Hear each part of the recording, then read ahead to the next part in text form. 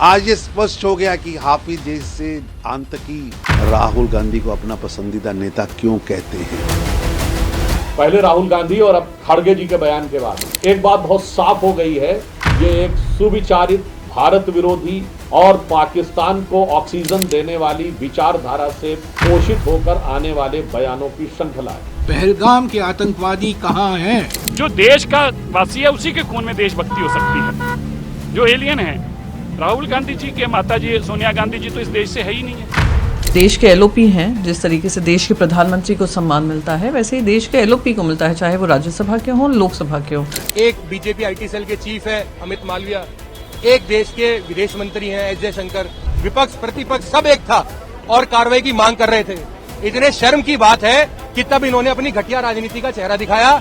जब विश्वनाथ प्रताप सिंह की भाजपा समर्थन की सरकार थी केंद्र में, तब उन्हें निशाने पाकिस्तान मिला। फोटो में देख लीजिएगा गूगल पे। निशाने पाकिस्तान एक और आदमी को मिलना चाहिए जो बिना बुलाए बिरयानी खाने चले गए, नवाज शरीफ के यहाँ, उनको भी मिलना चाहिए। हो सकता है मिल जाए। और आज इस विषय पर बात करने के लिए इस वक्त हमारे साथ खास मेहमानों का पैनल मौजूद है। बीजेपी से डॉक्टर ममता त्यागी हमारे साथ जुड़ रही हैं, कांग्रेस पार्टी से सुजाता पॉल जी हमारे साथ आ गई हैं, सीनियर जर्नलिस्ट तुलसीदास बोल्डे जी हमारे साथ हैं और विदेश मामलों के एक्सपर्ट, विदेश नीति को समझने वाले प्रोफेसर एस.डी. मुनी आज इस चर्चा में हमारे साथ जुड़ रहे हैं। आप सभी का स्वागत है।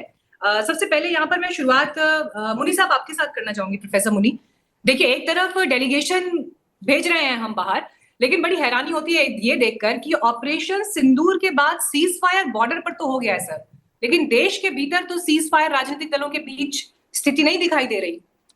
मीर जयचंद हम सुन रहे हैं, मीर जाफर बोला जा रहा है। अब प्रधानमंत्री की फोटो भी आ गई है जहां नवाज शरीफ के साथ नवाज शरीफ का आधा चेहरा प्रधानमंत्री नरेंद्र मोदी का।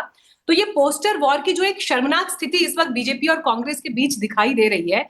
सर, विदेश में तो हम डेलीगेशन भेज रहे हैं भारत का नैरेटिव बताने के लिए, भारत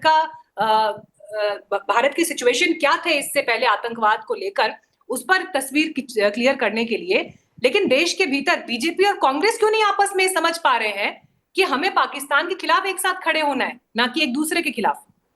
नहीं, आप ठीक कह रहे हैं, इसका असर बाहर पे ठीक नहीं होगा।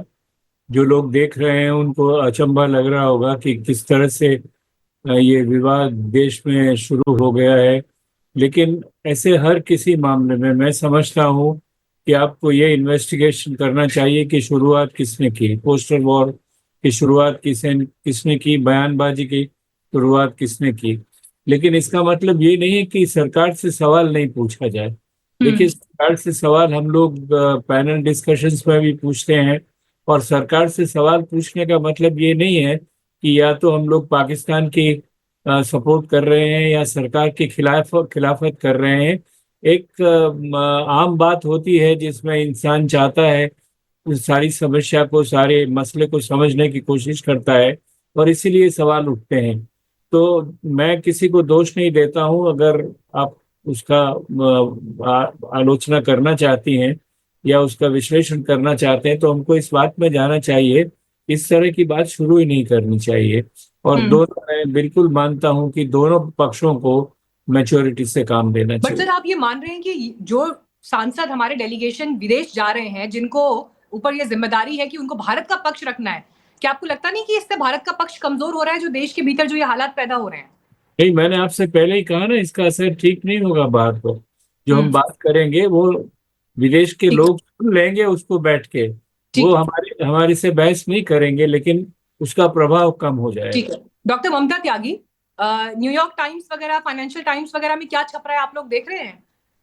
प्रोफेसर अली खान को लेकर उसमें बकायदा आर्टिकल छपे हैं जिसमें ये लिखा है, हेडलाइन मैं अभी स्क्रीन पर भी हम फ्लैश करेंगे, जिसमें वो ये बात कह रहे हैं कि सरकार का विरोध करने के कारण या सरकार पर आलोचनात्मक एक पोस्ट लिखने के कारण उन्हें गिरफ्तार कर लिया गया।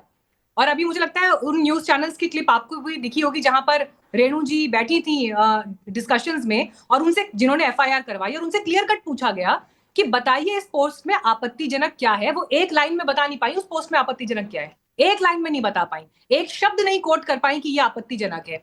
मुझे ये बताइए, जो डेलीगेशन विदेश गया है वो क्या मुंह दिखाएगा विदेश में, कैसे अपनी बात रखेगा, और क्या सरकार ये समझने में नाकाम है कि डेलीगेशन बात क्या करेगा जब अपने देश के भीतर सिर्फ एक फेसबुक पोस्ट लिखने के लिए एकेडमिक के बैकग्राउंड के एक व्यक्ति को आप लोगों ने जेल में डाल दिया। मीनाक्षी जी, पहलगांव या ऑपरेशन सिंदूर या अभी का जो प्रेजेंट सिनेरियो चल रहा है, इससे पहले भी अगर हम जाएं, आपको याद होगा कि बालाकोट सर्जिकल स्ट्राइक जो सेना ने की थी, उस पर कौन पार्टी थी जो सबूत मांग रही थी? वो इससे पहले की शुरुआत थी। पहला स्टेप तो वो तभी लिया जा चुका था जब पहलगांव के बाद में पुलवामा के बाद में बालाकोट सर्जिकल स्ट्राइक के ओपनली सबूत मांगे गए। और 2024 से पहले, इलेक्शन से पहले, राहुल गांधी ने ओपनली कितनी ही अपने चुनाव सभा में कहा था कि जम्मू कश्मीर में अब आर्मी के ऊपर अटैक बढ़ जाएंगे, अब सिविलियंस के ऊपर अटैक बढ़ जाएंगे। तो कांग्रेस का जो चरित्र रहा है वो इस तरह से रहा है कि आपको क्वेश्चन मार्क लगाना है, क्योंकि उनके हिसाब से आर्मी अगर कोई भी कार्य कर रही है तो वो पॉलिटिकली मोटिवेटेड है। आर्मी की अगर जीत का भाजपा डिक्लेयर कर रही है तो वो भी पॉलिटिकल मोटिवेटेड है, उसका किसी पार्टी को फायदा ना हो जाए। तो ये अल्टीमेटली जो एक सिनेरियो आज का नहीं बनाया हुआ, इसको आप आज के परिप्रेक्ष्य में मत देखिए, इसे बैकग्राउंड से चेक करिए, इसे देखिए कि बालाकोट के बाद में सर्जिकल स्ट्राइक नहीं, देखिए ममता जी, हालांकि ये समझ से परे है, अमित मालवीय को क्या जरूरत थी राहुल गांधी को मीर जाफर कहते हुए एक पोस्टर रिलीज करने की? ऑब्वियसली अगर आईटी सेल ये काम कर रहा है तो उनको एक लेवल का अप्रूवल तो पार्टी के भीतर से है, टॉप लीडरशिप की तरफ से भी क्या पता हो, आई एम जस्ट अज्यूमिंग, लेकिन अपनी मर्जी से तो वो इस तरह का पोस्ट नहीं कर रहे हैं। तो ये अप्रूवल है, इट मींस कि आप भारत की राजनीति में दो मुख्य दल सत्ता पक्ष में बैठे और विपक्ष के बीच में आप ये टकराव चाहते हैं, इसलिए वो पोस्ट शेयर किया जा रहा है। मीनाक्षी जी, आप इस चीज को ऐसे ही नहीं लेते इसलिए कि जो पाकिस्तान क्वेश्चन कर रहा है वो question same question Rahul Gandhi ji के क्यों हो रहे हैं? क्या इस पे कोई प्रश्न नहीं उठेगा? क्यों आखिर वो, अगर सपोज करो, मैं इसे दो देशों के युद्ध की बात नहीं, एक सिंपल सी बात करती हूँ कि मैं एक घर में रहती हूँ, पड़ोसी के घर से मेरी भयंकर लड़ाई हो रही है, उसने मेरी कुछ जमीन या पार्ट हिस्सा ले लिया है, तो जब क्या फाइट हो रही होगी या फाइट ड्यूरिंग द फाइट, जब तक उसका फाइनल रिजल्ट भी नहीं है, अभी ऑपरेशन सिंदूर कंटिन्यूड है, सारी वॉर लाइक सिचुएशन भी बोला गया कि अगर दोबारा से आतंकवादी हमला हुआ तो वॉर लाइक सिचुएशन मानी जाएगी, उधर सिंधु जल रद्द कर दिया गया समझौतों को। तो क्या घर का आदमी, जो घर का दूसरा भाई है, एक भाई तो फ्रंट पे लड़ रहा है और दूसरा भाई उससे आके ये कहेगा कि पहले ये बताओ तुमने क्या क्या नुकसान कर दिया, कितनी पिस्तौल चलिए, राहुल